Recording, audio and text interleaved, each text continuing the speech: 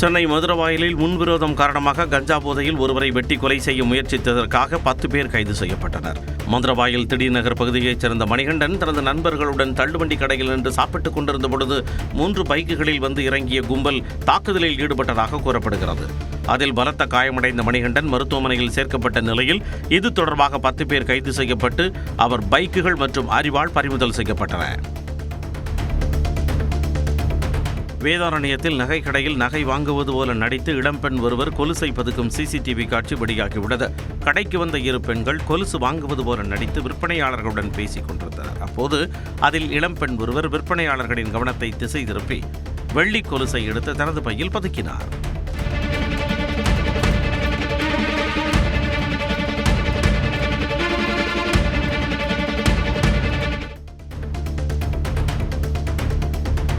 திருவண்ணாமலை அண்ணாமலையார் கோவிலில் ஆணி பிரம்மோற்சவ விழாவின் 3ஆம் நாள் இரவு உற்சவம் நடைபெற்றது. அண்ணாமலையார் உடனாகிய அம்மனுக்கு மலர் மாலைகள் அணிவிக்கப்பட்டு மகா தீபாராதனை நடைபெற்றது. அதனைத் தொடர்ந்து 4 மாட வீதிகளில் சுற்றி வந்து பக்தர்களுக்கு காட்சியளித்தனர். ஏராளமான பக்தர்கள் கலந்து கொண்டு சாமி தரிசனம் மேற்கொண்டனர்.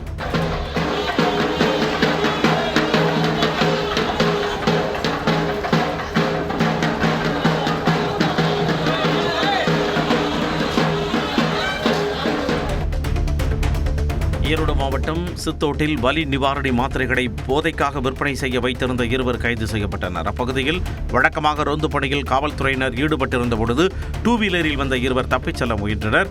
அவர்களை சுற்றி வளைத்து விசாரணை மேற்கொண்ட பொழுது 2 வலி நிவாரணி மாத்திரைகளை போதைக்காக விற்பனைக்கு வைத்திருந்தது தெரியவந்தது. இதனையடுத்து 2 கைது செய்யப்பட்டு 30,000 ரூபாய் மதிப்புள்ள 100 வலி நிவாரணி மாத்திரைகள், 2 வீலர் மற்றும் செல்போன்கள் பறிமுதல் செய்யப்பட்டன. ராணிப்பேட்டை மாவட்டம் வேடந்தாங்கல் முருகர் கோவிலில் திருவிளக்கு பூஜை நடைபெற்றது. வாத்தியங்கள் முழங்க உற்சவர் கிரிவலம் சென்று பக்தர்களுக்கு காட்சி தந்து அருள்பாலித்தனர். பின்னர் கோயில் வளாகத்தில் திருவிளக்கு பூஜை நடைபெற்றது. ஏராளமான பெண் பக்தர்கள் இதில் கலந்து கொண்டு வழிபட்டனர்.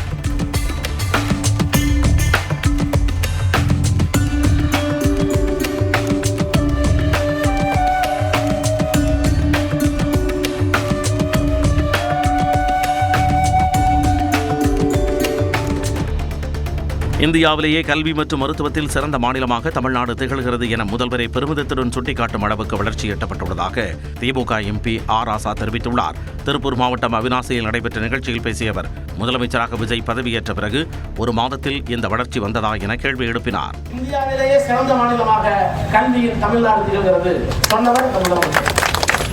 மருத்துவத்தில் முதலாளத்தை பெற்றிருக்கிறோம் நாங்கள் தான் சொன்னவர் முதலமைச்சர். முதலமைச்சராக பொறுப்பேற்றுக் கொண்ட 30 நாள்லயே அவங்க நடந்துடும். தூத்துக்குடி மாவட்டம் கோவில்பட்டியில் குண்டும் குடியுமாக உள்ள மந்தித்தோப்பு சாலையை சீரமைக்க வலியுறுத்தி இந்திய கம்யூனிஸ்ட் கட்சியினர் போராட்டத்தில் ஈடுபட்டனர். மோசமான நிலையில் உள்ள சாலையால் அடிக்கடி விபத்து ஏற்படுவதாகவும் போக்குவரத்து நெரிசல் ஏற்படுவதாகவும் குற்றம் சாட்டப்படுகிறது. இதனால் கோவில்பட்டி நகராட்சி நிர்வாகத்தை கண்டித்து இந்திய கம்யூனிஸ்ட் கட்சியினர் மந்தித்தோப்பு சாலையில் பாய் விரித்து படுத்துறங்கும் போராட்டம் நடத்தினர். தஞ்சாவூர் மாவட்டத்தில் நெல் கொள்முதல் நிலையங்களை முறையாக திறக்க கோரி விவசாயிகள் காத்திருப்பு போராட்டத்தில் ஈடுபட்டனர். அம்மாப்பேட்டை, சாலியமங்கலம் உள்ளிட்ட பகுதிகளில் விவசாயிகளிடமிருந்து கொள்முதல் செய்யப்பட்ட நெல் மூட்டைகள் ஆயிரக்கணக்கில் தேக்கமடைந்திருப்பதாக கூறப்படுகிறது. இந்நிலையில் இதனை கண்டித்து நுகர்பொருள் வாணிபக் கழக அலுவலகம் முன்பாக விவசாயிகள் போராட்டத்தில் ஈடுபட்டனர். தேக்கமடைந்த நெல் மூட்டைகளை உடனடியாக சேமிப்பு கிடங்கு மற்றும் அரவைக்கு அனுப்பவும் கோரிக்கை வைத்தனர். ராணிப்பேட்டை மாவட்டம் திமிரி பேரூராட்சியில் பல்வேறு கடைகளில் உணவு பாதுகாப்புத் துறையினர் திடீர் ஆய்வு மேற்கொண்டனர். அப்பொழுது தின்பண்டங்கள் மற்றும் ஹோட்டல் உணவுகள் தரமற்ற முறையில் இருந்ததையும் கடைகள் சுகாதாரமற்ற முறையில் இருந்ததையும் அதிகாரிகள் கண்டறிந்தனர். அதைத் தொடர்ந்து 6 கடைகளுக்கு நோட்டீஸ் வழங்கியும் தலா 5,000 ரூபாய் அபராதமும் விதித்தனர். அதேபோல செயற்கை வண்ணங்கள் கலந்த உணவுப் பொருட்கள் பறிமுதல் செய்யப்பட்டு அளிக்கப்பட்டன. வாரிசு அடிப்படையில் பணிக்காக காத்திருப்பவர்களுக்கு முதலில் பணி வழங்கிவிட்டு பின்னர் கரூர் மக்களுக்கு வேலைவாய்ப்பு வழங்கியிருந்தால் சரியாக இருந்திருக்கும் என பாஜக மாநில தலைவர் நயினார் நாகேந்திரன் தெரிவித்துள்ளார். சென்னையில் செய்தியாளர்களிடம் பேசிய அவர் இவ்வாறு கூறினார். 41 பேருக்கு வேலைவாய்ப்பு கொடுக்கிறது எங்களுக்கு எந்த விதமான ஆட்சேபனையும் கிடையாது. அதே நேரத்தில் போக்குவரத்து துறை, மின்சாரத்துறை மற்றும் வருவாய்த்துறையிலிருந்து லீகல் கேர்ஸ் வாரிசு அடிப்படையில் பணி கொடுக்க வேண்டியவர்களுக்கு நிறைய பேர் கொடுக்க வேண்டியது. அதை கொடுத்து விட்டு அதை கொடுத்தால்தான் இது சரியானதாக இருக்கும். ஏன் 12 மணிக்கு வாரேன்னு சொல்லிட்டு ஏன் ராத்திரி 7 மணிக்கு வந்தார்? அதனால தான் இவ்வளவு கொலைகளுமே நடந்தது. திருப்பத்தூர் மாவட்டம் ஆம்பூர் அருகே கார் மீது மற்றொரு கார் மோதி தலைக்குப்புற கவிழ்ந்து விபத்துக்குள்ளாகியது. ஆம்பூரை சேர்ந்த மெக்கானிக் ஜோதீஸ்வரன் என்பவர் வாணியம்பாடிக்கு காரில் சென்று கொண்டிருந்தார். செங்கிலிக்குப்பம் அருகே தேசிய நெடுஞ்சாலையில் சென்றபோது ஜோதீஸ்வரனின் கார் மீது பின்னால் வந்த கார் மோதியது. இதில் கட்டுப்பாட்டை இழந்த கார் அங்குள்ள மின்கம்பத்தை உடைத்து எதிர் திசையில் தலைக்குப்புற கவிழ்ந்தது. நல்வாய்ப்பாக உயிர் சேதம் எதுவும் ஏற்படவில்லை. கடலூர் மாவட்டம் பண்ருட்டி அருகே திருவதிகை திரௌபதி அம்மன் கோயிலில் 157வது ஆண்டு தீமிதி திருவிழா நடைபெற்றது. திருவதிகை மற்றும் சுற்றுவட்டார பகுதிகளைச் சேர்ந்த ஆயிரக்கணக்கான பக்தர்கள் கலந்து கொண்டு தீமிதித்து நேர்த்திக்கடன் செலுத்தினர். விழாவையொட்டி அம்மனுக்கு சிறப்பு அபிஷேகம், தீபாராதனை நடைபெற்றது.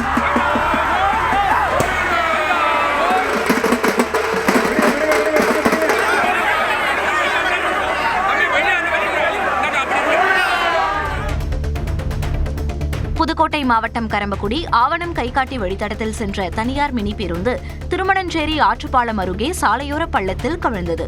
எதிரே வந்த ஆட்டோவுக்கு வழிவிடும்போது தார் சாலை பெயர்ந்ததால் விபத்து ஏற்பட்டதாக கூறப்படுகிறது.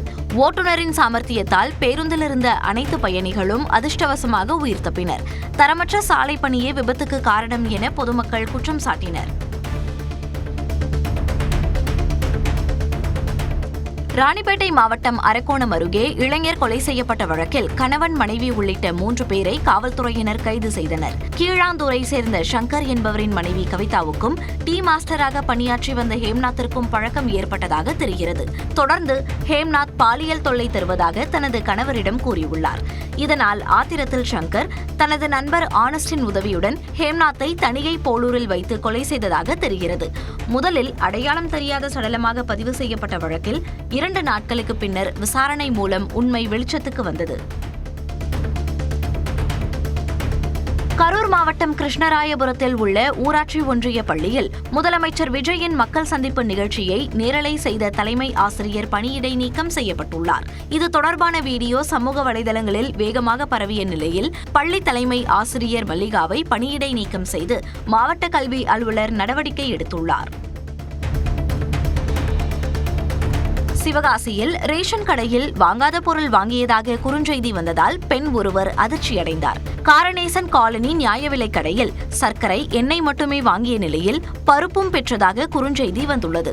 இதுகுறித்து பெண் கேட்டபோது கடை ஊழியர் மழுப்பலாக பதிலளித்ததாக கூறப்படுகிறது. வாங்காத பொருட்களுக்கு கணக்கு காட்டி முறைகேடு நடைபெறுகிறதா என விசாரணை நடத்த வேண்டும் என்று நுகர்வோர் அதிகாரிகளிடம் கோரிக்கை விடுத்துள்ளனர். இது சீனி 1.5 கிலோ போட்டிருக்கீங்க. சரி. இது பருப்பு வாங்கவே இல்லை, ஆனால் பருப்பு வாங்கிருக்கோம் மெசேஜ் வந்துருக்கு. பருப்பு வாங்கிக்கோ.